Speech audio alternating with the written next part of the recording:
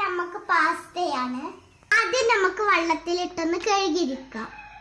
ഇനി കുറച്ച് വെള്ളം തിളപ്പിക്കാൻ വെച്ചിട്ടുണ്ട്. അപ്പൊ നമ്മുടെ വെള്ളം ഇങ്ങനെ തിളച്ച് വരുന്നുണ്ട്. കഴുകിയ പാസ്ത നമുക്ക് ഇട്ട് കൊടുക്കാം. പാസ്ത നമുക്ക് ഇതിലിട്ട് മൂടി വെച്ച് വേവിക്കാം. കുറച്ച് വൈറ്റ് സോസ് ഉണ്ടാക്കാം. കോൺഫ്ലവറും കുരുമുളക് പൊടിയും ഇട്ട് നന്നായി മിക്സ് ചെയ്തെടുക്കാം. നമ്മുടെ പാസ്ത